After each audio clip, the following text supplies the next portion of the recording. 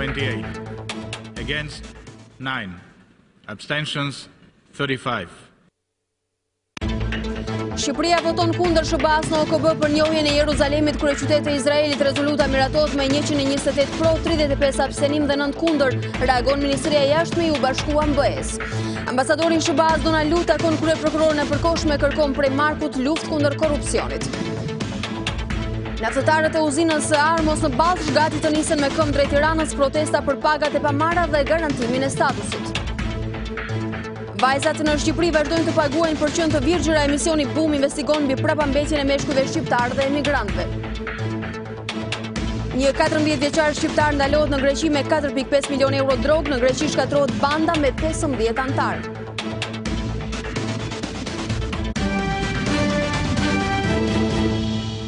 Të nderuar shikues, mirëmbrëma, mirë se vini në edicionin qendror të lajmeve këtu në Radio Televizionin Ora News. Asamblea Kombëtare e OKB-s ka votuar me shumicë cilësuese kundër vendimit të SBA-s për të shpallur Jeruzalemin si kryeqytet të Izraelit. Vot pro rezolutës, por kundër SBA-s ka dhënë edhe Shqipëria, e cila është një prej vendeve anëtare me të drejta të plota në OKB. Një ditë më parë, presidenti amerikan kërcënoi se SBA do t'i ndërpriste fondet për të gjitha vendet të cilat do të votonin pro kësaj rezolute. Shqipëria është arrestuar me votën e saj në Organizatën e Kombeve të Bashkuara për krah vendeve të BE-s dhe kundër vendimit të Shteteve të Bashkuara për njohjen e Jeruzalemit kryeqytet në Asamblenë e Përgjithshme të Kombeve të Bashkuara. Ashtu siç e kishte bërë të qartë edhe më parë ambasadoria shqiptare në OKB, Besiana Kadare, ka shprehur qëndrimin zyrtar të Tiranës duke votuar pro rezolutës e cila bën nul vendimin e presidentit të Shteteve të Bashkuara për të njohur Jeruzalemin si kryeqytet të Izraelit. Rezoluta u miratua nga 128 vende anëtare, ku kanë votuar pro, 35 kanë abstenuar dhe 9 vende të tjera kanë dalë kundër rezolutës. Në tabelën që po shihni tani në ekran, bie në sy që krahas 128 vendeve që kanë votuar pro rezolutës që ka përgatitur Egjipti, është edhe Shqipëria, ndërsa ndër vendet e rajonit, Hungaria, Bosnia dhe Kroacia kanë zgjedhur të abstenojnë. Një ditë më parë, presidenti amerikan Donald Trump kërcënoi vendet anëtare që do ta votonin këtë rezolutë se vendi i tij do të ndërpriste ndihmat financiare. Ne po rrim dhe po mbajmë shënim, tha presidenti amerikan, i cili kujtoi se vendet anëtare marrin çdo vit $100 milion investime nga vendi i tij, duke mos e fshehur se Shtetet e Bashkuara nuk shqetësohen për këtë votë. Edhe këtë të ende, ambasadoria e Shteteve të Bashkuara në OKB paralajmëroi vendet anëtare se çdo njëra prej tyre do të mbahej shënim se si do të votonte në Asamblenë e Përgjithshme të OKB-s. Para votimit, ambasadori e Shteteve të Bashkuara në OKB, Nikki Haley, deklaroi se vendimi i Shteteve të Bashkuara nuk ndalon dy vendet, Palestinën dhe Izraelin, të gjejnë një marrëveshje mes tyre. Ajo bëri të qartë se pavarësisht të votimit, Shtetet e Bashkuara do të vazhdojnë të vendosin ambasadën e saj në Jeruzalem. Edhe ministri i jashtëm palestinez u kërkoi shteteve anëtare që të refuzojnë shantazhin, duke thënë se ky votim do të përfundojë në koshin e plehrave të historisë. Nga ana tjetër, para se të hidhej për votim, kryeministri izraelit Benjamin Netanyahu paralajmëroi refuzimin e këtij rezultati dhe cilësoi OKB-n si shtëpinë e gënjeshtrave. Por çfarë thot kjo rezolutë për të cilën Shtetet e Bashkuara 2 ditë më parë përdorën veton e saj? Sipas tekstit që po shihni, thuhet se çdo vendim për statusin e Jeruzalemit është nul dhe i pavlefshëm dhe se vendimi i Shteteve të Bashkuara të Amerikës duhet të tërhiqet. SBA si rrallëherë nuk arriti të marrë mbështetjen e aleatëve tradicional në nismën më të fundit të Washingtonit. Kërcënimi i Trump për ndërprerjen e fondeve mund të prek disa reforma në Shqipëri që financohen nga Shtetet e Bashkuara. Njëra prej tyre është edhe reforma në sistemin e drejtësisë. Tirana zyrtare kishte bërë edhe më herët të qartë se do të qëndronte në të njëjtën linjë me Bashkimin Evropian që doli kundër vendimit të Donald Trump. Ndërkohë, Ministria për Europën dhe Punët e Jashtme e Shqipërisë tashmë ka sqaruar votën pro rezolutës së Jeruzalemit në OKB. Përmes një deklarate të bërë publike për media, diplomacia shqiptare shkruan se vota në Asamblenë e Përgjithshme të OKB-s reflekton edhe një herë pozicionin e pandryshuar të Shqipërisë për këtë çështje.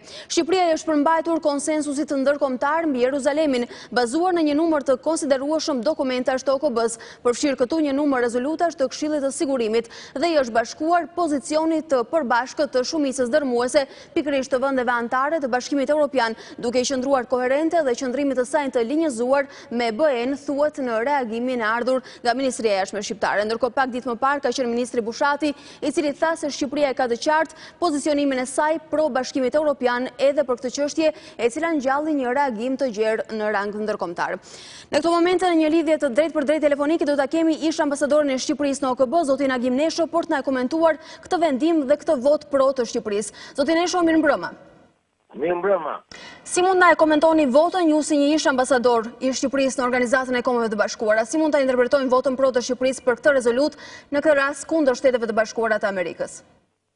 Unë mendoj që ky është gabimi i radhës i diplomacisë shqiptare. Rezoluta nuk është një rezolutë e thjeshtë që votohet çdo vit në Kombet e Bashkuara, por është një rezolutë politike sepse votohet për qëndrimin e administratës amerikane në konfliktin e lindjes mesme. Do me thënë, nuk është çështja që diskutojmë rreth konfliktit, se cila palë ka të drejtë, por është një veprim i Shteteve të Bashkuara të Amerikës dhe presidentit të saj Trump, që ka njojtur Jeruzalemin, në vijimësi të vendimit të Kongresit Amerikan të vitit 1995, që e pranon si të tillë. Prandaj, ne kemi votuar gabimisht kundër Shteteve të Bashkuara të Amerikës në një rezolutë që nuk është detyruese dhe nuk ka fuqinë e rezolutave të Këshillit të Sigurimit.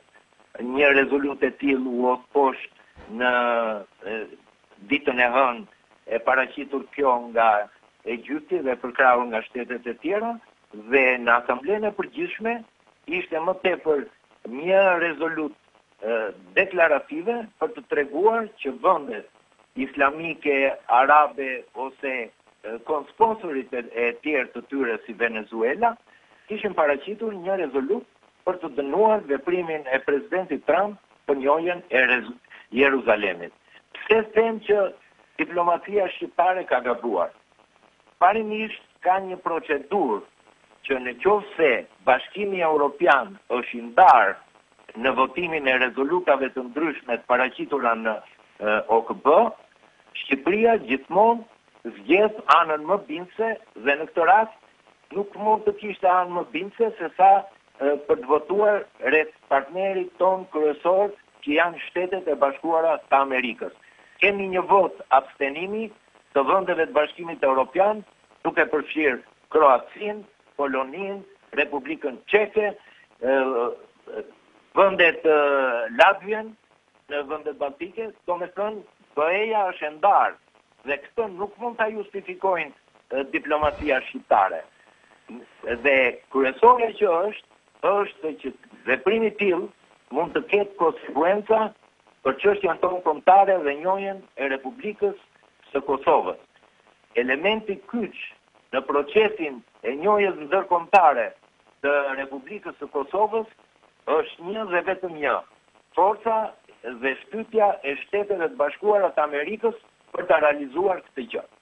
Dhe ajo që është më kryesore, Shtetet e Bashkuara të Amerikës me deklarata direkte të presidentit Trump dhe disa herë të ambasadores amerikane që e përsëriti në gjatë zhvillimit të mbledhjes së Asamblesë së Përgjithshme, që ky është një qëndrim që pasqyron politikën e Shtetet Bashkuara të Amerikës dhe nuk ndërhyn direkt në çështjet e kufive, sovranitetit dhe problemeve të tjera të lindjes mesme, të konfliktit midis Izraelit dhe Palestinës, të cilat do të zgjidhen nëpërmjet dy palëve dhe nëpërmjet zgjidhjes që të dy palët do t'i japin në konfliktit të tyre. Pra, zoti Nesho, po e konfirmoni se kjo vot pro në këtë rezolutë e Shqipërisë mund të ketë influencë të drejtë për drejtë në marrëdhënien e së ardhmes me Shtetet e Bashkuara? Kjo është një miopi nga sa e shikoj unë, një qëndrim, domethënë, më tej se naiv dhe amatoresk i Shqipërisë, në një kohë që kjo është kërkuar si rezolutë politike. Domethënë, Shtetet e Bashkuara të Amerikës kanë thënë që neve do të shikojmë qëndrimin e çdo shteti. Do me thënë, është një kërkesë direkt e Shtetit Bashkuar të Amerikës. E para. Së dyti, kjo rezolut nuk ka të bëjë në vazhdimësi me rezolutat e Kombeve të Bashkuara në lidhje me konfliktin Izrael-Palestinë, por ka të bëjë me politikën amerikane. Kemi mbajtur një qëndrim kundër politikës amerikane dhe ligjvënësve të tyre. Dhe së treti, kemi treguar që gjithmonë e më shumë në prioritetet e politikës shqiptare, po kalojmë në linjat e vjetra neo-otomane të lidhjes islamike, kur mund të prishin interesat e mbrojtjes të kombit shqiptar, të Kosovës edhe kështu, në radhë. A mund të interpretojmë si një qëndrim aksidental të diplomacisë shqiptare? Apo është i mirë menduar dhe i qëllimshëm? Është shumë i mirë menduar, është një kul që të tërë kancelarit e botës e kanë menduar mirë qëndrimin e tyre, ka një vazhdimsi në fuqitë e mëdha europiane, për arsye sepse ato kanë edhe politikët të tyre të vazhdimësisë, të mënyrës që mund të negociojnë, kurse për Shqipërinë, një vend i vogël, i cili shumë nga zhvillimet dhe pozitive të historisë saj e ka nga Shtetet e Bashkuara të Amerikës, ky ishte një qëndrim i pafalshëm. Në një kohë që politika amerikane e ka kërkuar mbështetjen për këtë rezolut, sepse ka të bëj me zhvillimin e politikave të saj. Do me thënë, këtu neve kemi mbajtur më thjesht një qëndrim kundër Amerikës dhe presidentit Trump në favor të interesave ose të shtyrjes që mund kanë bërë vendet të tjera që kanë paraqitur rezolutën, siç mund të jetë Turqia ose të tjera. Kjo tregon, domethënë, një nga jo vetëm dobësit, por një nga skandalet e diplomacisë shqiptare. Zotin Esho, ju falenderoj edhe një herë për opinionet që ndatë sonte me ne. Ju falenderit ju. Tashmë do të rikthejmë informacioneve të tjera në këtë hapësirë informative. Ka qenë ambasadori amerikan në Tiranë Donald Lui, i cili zhvilloi një takim me prokuroren e përgjithshme të përkohshme Arta Marku. Burime thanë për Ora News se ambasadori amerikan në Tiranë Donald Lui ka kërkuar zonjës Marku të nxjisë prokurorët që të shënjestrojnë korrupsionin në nivele të larta në Shqipëri. Po ashtu ambasadori ka kërkuar që Marku t'i ushtrojë detyrat e saj kushtetuese në mënyrë të pavarur dhe jo partijake. Ambasadori i Shteteve të Bashkuara në Tiranë Donald Lu zhvilloi të njëjtën takimin e parë me prokuroren e përgjithshme Arta Marku, që pas emërimit të kësaj të fundit në detyrë. Në ora 10 diplomatë amerikanë shoqëruar dhe nga zyrtarë të sektorit të ligjit dhe shefi Obdat kanë bëritur në prokurorinë e përgjithshme ku është pritur nga drejtuesi i organit të akuzës. Burime të sigurta që ishte në dijenin të bisedës mes dy zyrtarëve, thanë për Ora News ambasadori amerikan Donald Lu i ka kërkuar Arta Marku të nxjisë prokurorët që të shënjestrojnë korrupsionin në nivele të larta. Lu ka kërkuar që Marku t'i ushtrojë detyrat e saj kushtetuese në mënyrë të pavarur dhe jo partijake, duke u shprehur se prokuroria ka mbështetjen e SBA-s në këtë drejtim. Po kushtu ambasadori ka kërkuar që hetimet për ish-ministrin Sajmir Tahiri të vazhdojnë deri në fund. Menjëherë pas takimit me ambasadorin, kryeprokuroria Marku ka zhvilluar një mbledhje me prokurorët e prokurorisë së përgjithshme. Takimi ishte i parë që kur kryeprokuroria e re ka marrë detyrën dhe ishte më shumë një prezantim i saj me varësit. Në ditën e vijim pritet që Marku të mbledhë drejtuesit e prokurorive të rrethave. Ndërkohë vetëm 4 ditë pas protestës organizuar nga opozita ku hodhën tymuese brenda ambienteve të parlamentit, ka qenë byroja e kuvendit e cila vendosi të përjashtoj me 10 ditë 6 deputet e opozitës, ndërsa 5 ditë për deputetin socialist Bujar Çela dhe deputetën e LSI-s Kejdi Mehmetaj, të cilët u përfshin bashk në një incident brenda sallës së parlamentit. Nënkryetari i Partisë Demokratike Edi Paloka pas mbledhjes së byros së kuvendit tha se parlamenti nuk ka parë gjë akoma, ndërsa kryetari i LSI-s Monika Kryemadhi tha se qizmja në drejtim të kryeministrit ishte vetëm një paralajmërim. 7 deputetë opozitës dhe Bujar Çela i Partisë Socialiste janë përjashtuar nga kuvendi pas incidenteve të krijuara në seancën parlamentare ku u zgjodh kryeprokuroria e përkohshme. Pasi u dëgjuan në seancën me dyert të mbyllura, Monika Kryemadhi dhe Endrit Brahim Llari të LSI-s, si dhe Ervin Saliani, Endri Hasa, Flamur Noka dhe Bart Spahia të Partisë Demokratike u përjashtuan me 10 ditë. Mas më e lehtë me vetëm 5 ditë përjashtim, u dha për Kejdi Mehmetaj në LSI-s dhe deputetin socialist Bujar Çela. Vendimi i byros hyn në fuqi më 15 janar, me nisjen e sesionit të ri parlamentar. Është e papranueshme që veprime apo mosveprime të tilla të cënojnë sadopak integritetin e punës së Parlamentit të Shqipërisë aq më tepër në momentin apo në kontekstin që Shqipëria është kaq pranë integrimit në Europë. Të gjithë deputetët e opozitës para byros kanë lexuar formulën e betimit, duke theksuar se do të vazhdojnë betejën për mbrojtjen e kushtetutës. Kjo duket qartë edhe nga kjo video amatore. Betohem me nderit se do të kryem me përgjegjit e tyre si deputet i popullit të dëvuar. Do të përvajsoj drejtësisht popullit, do t'i pitem kushtetutës dhe ligjeve. Në dalje nga kryesia e kuvendit, nënkryetari i Partisë Demokratike Edi Paloka paralajmëroi aksion të fortë opozitar kundër mazhorancës. Absolutisht do të vazhdojmë të gjithë bashkarisht të jemi mbrojtje të kushtetutës dhe nuk ka byro që drejtohet nga Gramoz Ruçi apo nga Edvin Rama që të pengojë opozitën të bëjë detyrën e saj.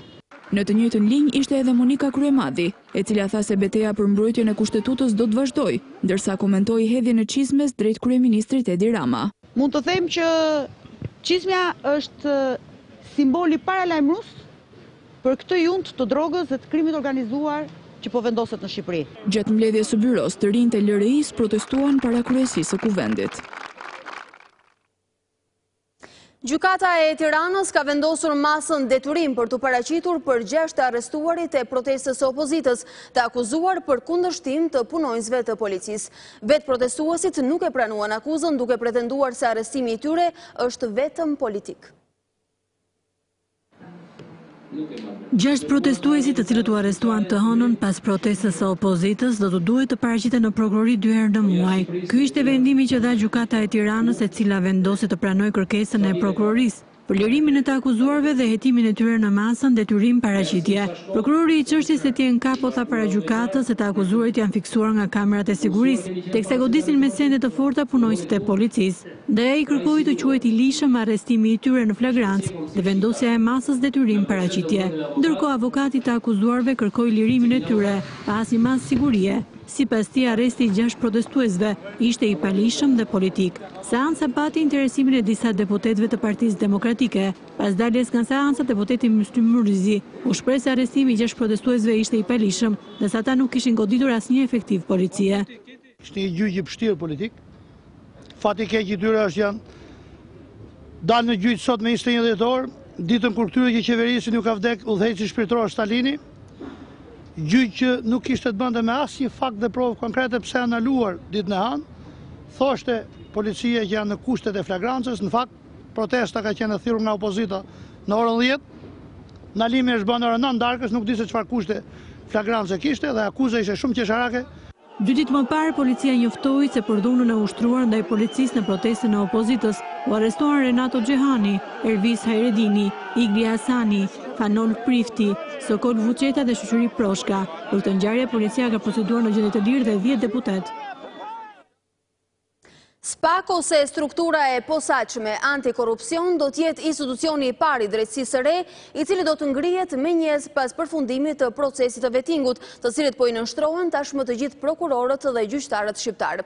Nga Elbasani, ministre e drejtësisë Etilda Gjonaj tha se zbatimi i reformës në drejtësi mbetet prioritet dhe pret rezultate edhe në luftën ndaj korrupsionit. Gjonaj tha se Ministria e Drejtësisë po ndjek me vëmendje dhe kuriozitet dhe hetimin ndaj 3 gjyqtarëve të apelit në Durrës të akuzuar për korrupsion. Institucionet e reja të drejtësisë do të marrin mbështetjen e qeverisë për të vijuar funksionimin, ku SPAK mbetet prioritet. Ministri Etilda Gjonaj deklaroi nga Elbasani se pret rezultate konkrete në goditjen e korrupsionit në prokurori e gjykata në të gjitha nivelet. Menjëherë mbas ngritjes së institucioneve të reja do të fillojë të funksionojë edhe SPAK-u, i famshëm që janë organet e hetimit të prokurorisë posaçme dhe organet e gjykimit posaçëm, të cilat gjithashtu do të kenë në objekt të veprimtarisë dhe të punës së tyre, të hetimit dhe gjykimit të tyre, çështjet e korrupsionit të zyrtarëve të lartë apo të krimit të organizuar. E pyetur mbi çështjen e 3 gjyqtarëve të apelit Durrës, të cilët janë në hetim për korrupsion, Gjonaj tha se çështja po ndiqet me vëmendje të veçantë, ndërsa theksoi se KLD tashmë ka kompetenca të kufizuara. Këshilli i lartë i drejtësisë ka kompetenca të kufizuara në këtë periudhë, por pa diskutim për çfarë do kompetence dhe përgjegjësie që më jep ligji, do ta ushtroj momentin që do të ketë mbledhje Këshilli i lartë i drejtësisë. Ministre e Drejtësisë ishte në Elbasan ku ndërsa inspektoi nga afër punën që po bëhet në zyrat e aluiznit dhe regjistrimit të pasurive të paluajtshme, u njoh me problematikat që shqetësojnë qytetarët. Presidenti i vendit Ilir Meta mori pjesë në ceremoninë për 60 vjetorin e Universitetit Luigi Gurakuqi në qytetin e Shkodrës, nga ku foli edhe për procesin e integrimit të vendit në Bashkimin Evropian. Kreu i shtetit tha se rruga e zgjedhur 27 vjet më parë në krye me qytetin e Shkodrës kërkon përgatitje për të përballur me konkurrencën dhe kërkoi më shumë angazhim dhe kontribut nga universitetet, por edhe akademikët shqiptar. Në kohën kur integrimi në Bashkimin Evropian mbetet sfida e përbashkët dhe prioriteti kryesor i Shqipërisë, presidenti Ilir Meta kërkon nga universitetet dhe akademikët të rrisin rolin dhe kontributin në këtë proces. Nga Shkodra ku mori pjesë në festimet për 60 vjetorin e krijimit të Universitetit Luigi Gurakuqi, kreu i shtetit tha se vendi më shumë se kurrë ka nevojë për kapacitete krijuese dhe fuqinë e rinisë. Është kjo rrugë e integrimit në Bashkimin Evropian, që kemi zgjedhur me në krye Shkodrën 27 vite më parë, e cila kërkon nga të gjithë, përveçanërisht nga ju, të dashur pedagogë dhe studentë, të përgatiten për përballuar me sukses dhe me cilësi të lartë sfidat e konkurrencës së shoqërisë dhe të shkencës bashkëkohore.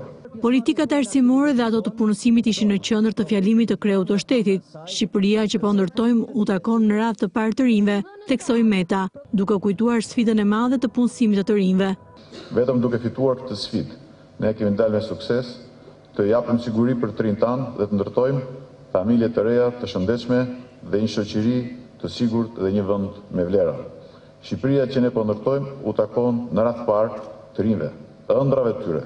Duke referuar emrit të Luigi Gurakuqit që mbart universitetit dhe vlerat më të larta që sipas tij mbartin e përçojnë banorët e Shkodrës, presidenti Meta i akordoi titullin mjeshtër i madh profesor Dhjetor Dhorës, një prej më të njohurve të tempullit të dijes për Veriun.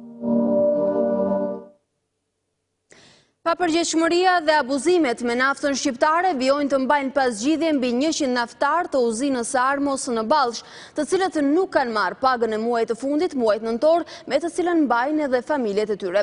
Përballë mungesës së një përgjigje për 3 kërkesat kryesore dhe etike, siç janë paga, puna dhe statusi i naftarit, rreth 1000 punonjës së uzinës së Ballshit përshkallëzuan në grevë një ditore protestën e tyre dhe janë gati për të nisur edhe në këmbë drejt kryeqytetit në rast se zgjidhja për ta do të vazhdojë vonoj. Përballë papërgjegjshmërisë së kompanisë që nuk u ka dhënë pagën me të cilën mbajnë familjet, 1000 naftëtarët e Ballshit përshkallëzuan protestat. Pas 2 protestave pranë uzinës së përpunimit të thellë të naftës dhe prefekturës Fier, këtë të njëjtë ata nisën grevat një ditore për pagat, garantimin e punës dhe statusin e naftëtarit. Ata marshuan në këmbë nga uzina deri në qendër të qytetit të Ballshit, duke paralajmëruar se në rast se nuk marrin përgjigje, atëherë do të nisen drejt Tiranës, ashtu siç pak kohë më parë bën banorët e fshatit të Zharrës. Në qendër të qytetit që mbijetesën e ka të lidhur me naftën, ata përsëritën kërkesat për detyrimet e prapambetura dhe garantimin e punës me kohë të plotë. Kërkojmë me çdo kusht, paga e muajit nëntor sa më shpejt të hidhet, aq më mirë për të gjithë. Ne duam që rafineria të punojë e njerëzit të jetojnë, për këtë punëdhënës e qeveri të garantojnë vazhdimsinë e punës. U ligjërua statusi i naftarit. Sot e kësaj dite asnjë nga ne nuk e ka marrë. Rafineria e Armos në Ballsh u rivu në punë në verën e vitit 2016, në një ceremoni ku mori pjesë vetë kryeministri Edi Rama dhe me administrim të ri, por njëri pas kompanisë Union Refining and Trading, ose IRTC, nuk u sqarua asnjëherë plot, pavarësisht se përfaqësues të opozitës në atë kohë, apo vetë naftëtarët, sot thonë emrin e biznesmenit Besnik Sulaj, edhe pse raportimet për kompaninë nën të çojnë në SBA apo rrënjët në ishujt e parajsave fiskale. Por për naftëtarët përgjegjësitë janë më të thjeshta. Ata kanë kontratë kolektive me kompaninë IRTC, nga e cila kërkojnë edhe pagesën dhe t'i japin fund asaj që e cilësojnë lojë me bukën e gojës së fëmijëve të tyre. Që nga momenti i shitjes së këtij aseti kombëtar dhe jetik për Mallakastrën, fjerin e patosin në duart që nuk e njihni ç'ishte nafta dhe lënë jashtë çdo vlerësimi punojësit, ne u kthyem në shërbetor të pavlerësuar në tronin ton dhe në punën ton. Kur të gjithë presë vitin e ri dhe familjet u çojnë diçka më ndryshe, për t'i gëzuar ata Ne për ironi të fatit nuk po urçojmë bukën e gojës. Ndërkohë punonjësit vijojnë betejën ligjore për pagat e prapëmbetura me pronarët e vjetër, një premtim i vetë qeverisë, ditën kur prezantoi IRTC si pronar të ri. Asfiksimi i uzinës shndërrohet në një arkivol dhe jo mushkri social-ekonomike. Puna në uzinën e përpunimit të thellë të naftës në Ballsh është ndërprerë prej më shumë se 15 ditësh, pas një incidenti në rafineri që shkaktoi plagosjen e një punëtori. Ndërkohë Inspektorati Shtetëror Teknik dhe Industrial ka paralajmëruar se nuk do të lejojë nisjen e punës deri në plotësimin e të gjitha kushteve. Këshilli i Bashkiak i Tiranës ka arritur të miratojë me 32 vota buxhetin e vitit të ardhshëm, njëkohësisht me ndihmën e 4 votave të këshilltarëve të LI-s, të cilët kanë vepruar kundër vendimit politik. Për 2 prej tyre, Lëvizja Socialiste për Integrim vendosi përjashtimin gjatë muajit nëntor, ndërsa ende nuk dihet për 2 anëtarët e tjerë, të cilët me sa duket janë bashkuar nga sot socialistëve. Miratohet me 32 vota pro buxheti i Tiranës për vitin 2018. Opozita nuk ka qenë prezente, ndërkohë që 4 votat e këshilltarëve të LSI-s ishin decisive për miratimin e tij. Gjatë parashtrimit, kreu i bashkisë tha se ky është buxheti më i madh i viteve të fundit, prej 16 miliard lekësh. Përparësi do të mbeten investimet në shkolla dhe në transportin publik. Investimet janë plot 43% të buxhetit. Kur erdhëm, jo vetëm buxheti ishte shumë i vogël, po shumica e buxhetit ishin vetëm pagesa. Rroga dhe pagesa djetash apo mercenarësh tjerë. Ndërkohë që sot buxheti më i lartë shkon për investimet. Bashkia e Tiranës do t'i kushtoj vëmendje dhe zhvillimit të turizmit. Kryebashkiaku bëri me dije se do të kthejë në shtëpi muze apartamentet e shkrimtarëve Dritoa Golli dhe Ismail Kadare. Me propozim të këtij këshilli dhe familjes Dritoa Golli dhe familjes Ismail Kadares mundësinë për t'i blerë ato 2 apartamente dhe për ta kthyer në një muze. Beliaj bëri me dije se rruga përpara Partisë Socialiste do të transformohet në pedonale, ndërsa paralajmëroi tregtarët e rrugës Qemal Stafa pranë pazarit të ri që të ndërpresin aktivitetin e tyre pasi nuk do të lejohen më të tregtojnë në rrugë. Vitin tjetër, rruga Qemal Stafa shpëton nga mobiljet dhe tregu i bideve të përdorura. Nuk mundet ngjitur me pazarin e ri, ne të shesim bidet e përdorura. Nuk ka sens. Jashtë ambienteve të bashkisë në të njëjtën kohë kur kryetari po paraqiste buxhetin, kreu i këshilltarëve të djathtë deklaroi se mbledhja është e falsifikuar dhe po zhvilloi pa koorumin e duhur. Ne refuzojmë të bëhemi pjesë e çdo lloj mbledhje të paligjshme me koorum të falsifikuar dhe mbi gjitha dhe me synimin e qartë që bëhet për të kaluar një proces, një buxhet korruptiv për njerëz të korruptuar, të cilët do të vazhdojnë më shumë të rëndojnë qytetarët e Tiranës dhe keq qeverisin e Tiranës. Ky është votimi i dytë që Partia Socialiste arrin të miratojë vendime të tilla të rëndësishme me ndihmën e këshilltarëve të Lëvizjes Socialiste për Integrim. Gjatë mbledhjes për miratimin e propozimit për rritjen e çmimit të ujit, 2 këshilltarë të LSI-s, Genta Mezini dhe Agim Kraja, bashkuan votat me PS-n, çka bën të mundur edhe miratimin e propozimit të kreut të bashkisë. Me votat e sotme, LSI-s i largohen 4 anëtar nga grupi i këshilltarëve. Bashkë me Genta Mezinin e Agim Krajen, votat me socialistët tashmë do t'i bashkojnë edhe Bora Panajoti dhe Naim Halili. Për të miratuar buxhetit i nevojiteshin 31 vota këshilltarësh, por me sa duket ky buxhet ka bindur një këshilltar më shumë nga LSI, tashmë në opozitë dhe në bashki duke i dhënë një vot plus buxhetit të vitit 2018. Djemt, por edhe familjet shqiptare mbesin ende me një mentalitet të vjetruar se e përket vajzës me cilin do të lidhen jetën. Me kthimin e emigrantëve për festat e fundvitit shtohet edhe numri i vajzave, të cilat i drejtohen spitaleve private, por edhe atyre shtetërore për tu rivirgjëruar. Emisioni Boom në Ora News ka investiguar në këtë aspekt social në vendin ton, ku rezulton se vajzat duhet të paguajnë rreth 1.000 euro për këtë shërbim. Emisioni Boom ka trajtuar një temë të mpret sociale që ka kthyer shoqërinë shqiptare qindra vite pas. Me kthimin e emigrantëve për festat e fundvitit, shtohet edhe numri i vajzave që i drejtohen spitaleve private dhe shtetërore për tu rivirgjëruar. Edhe pse duhet të paguajnë rreth 1.000 euro për këtë shërbim, ja vlen Baraqeran, duke patur parasysh faktin që kjo ndërhyrje do t'i jap mundësi vajzave për të kaluar një jetë të qetë bashkëshortore. Çfarë problemi ke? Doktor, ne dëshim me pyet fillimisht për një ndërhyrje për virgjërinë. Fol më mirë ti se kjo do të martohet në dhjetorët. Mi thë gjitha, kamera. Më thënë kam dëgjuar që realizohet? Realizohet. Realizohet dhe realizohet në perfekcion. Mos u bë më rregullt. Është një ndërhyrje që zgjat pak minuta, maksimum 15 minuta. Dakor? Me anestezi minimale do kesh 10 minuta gjumë. Arrin domethënë që të ketë edhe pak gjatë derdhje mbas normalisht që ka gjatë derdhje, sepse do hapet parafime.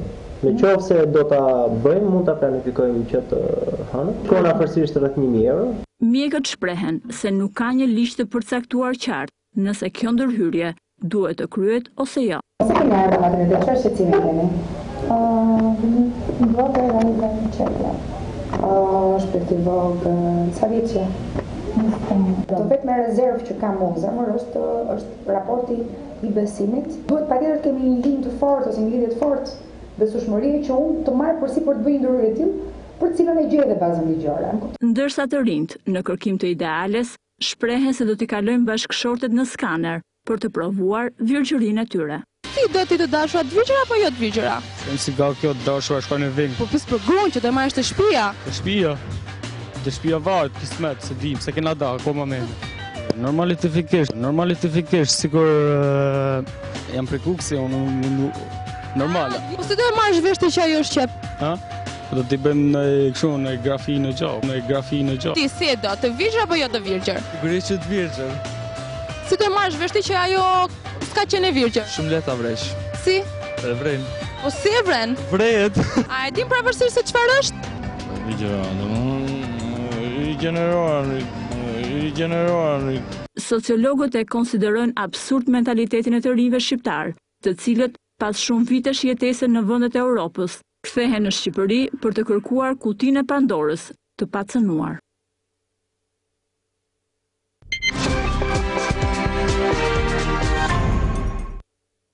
Banorë të Valbonës dhe shoqërisë civile marshuan në një protestë e cila nisi pas ditën e djeshme dhe ka vijuar përgjatë gjithë natës para parlamentit dhe ka përfunduar në dyert e kryeministrisë. Në nismën Mos ma prek Valbonën, banorët thonë se ndërhyrja për ndërtimin e heceve në këtë zonë është shkatrim për turizmin dhe ekosistemin e luginës.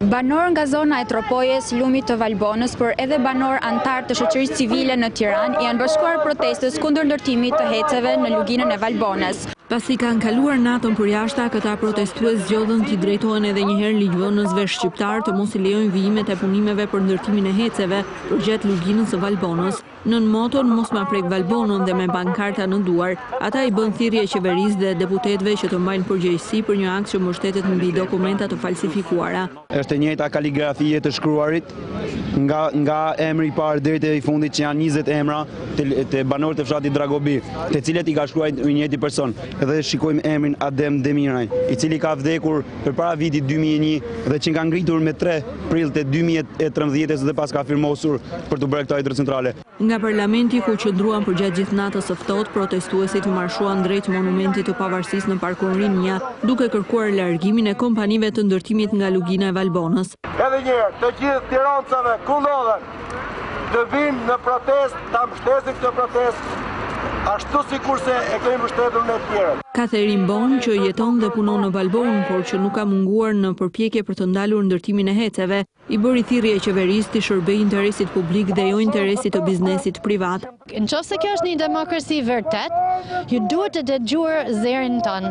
Edhe ne, ju përfaqësues jeni punëtorën ton. Ne them të qeverisë ju lutem ose bëni punë që është jotja, për të reprezentuar këta njerëz që ka nevojë për diçka më mirë ose largoni. Vendqëndrimi final i protestuesve ishte sheshi përballë kryeministrisë. Aktivistët me pankarta në duar i bën thirrje kryeministrit Rama të heqë dorë nga ky projekt që po dëmton rënd ekosistemet dhe turizmin në Valbonë.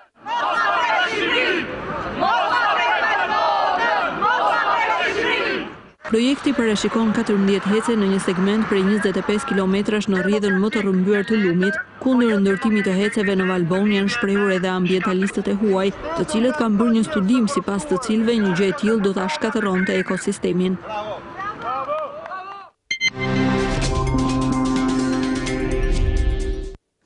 Elena Kadare mes Parisit dhe Tiranës zgjedh kryeqytetin shqiptar. Në një intervistë dhënë për Ora News, bashkëshortja e shkrimtarit të madh të mirënjohur kujton kohën kur librat e ndaluar i siguronin përmes miqve dhe kur mbanin radhën deri në 2 të natës për të siguruar qumshtin e blerë. Dhe dilin Në mbrëmje të ftohta të dhjetorit, Helena Katarena fal një bisedë të ngrohtë ku flet për jetën e saj dhe për librin, ndoshta më të pëlqyer, Kohë pa mjaftueshme. Në një bashkëbisedim për Ora News, bashkëshortja e shkrimtarit të madh Ismail Kadare flet me nostalgji dhe dhembje në të njëjtën kohë kur kujton peripecit për t'u informuar përmes leximit. Këtu ajo sjell në vëmendje një mik të vyer, Gi Myftiu, nga i cili thotë se merrte libra fshehurazi. Nga i përfitonim dhe libra se ai ishte djali një antarit byros dhe që vinin libra në ato që ne nuk i merrim dot, dhe ai na jepte fshehurazi dhe fshehurazi ne po ajo shkonte dorë më dorë, domethënë për 24 orë lexonte nga secili e merrte.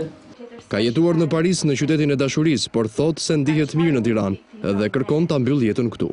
Për mua ka ardhur ky moment, jo se nuk e çmoj Parisin, po unë ndjehem mirë këtu, edhe këtë e dinë që të gjithë. Ndjehem vërtet shumë mirë kur jam në Tiranë. Domethënë do doja që jeta ime të përfundonte këtu dhe jo atje.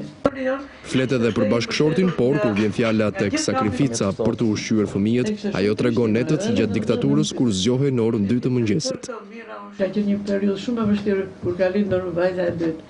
Në orën 2 të natës do të zije radhën për qumësh. Mos të flasim për atë gjë, ishte një mundim shumë i madh edhe dikush do ta bënte.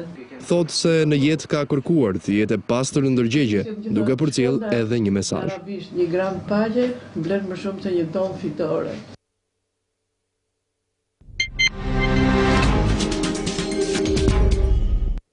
Pas diskutimeve për dhunën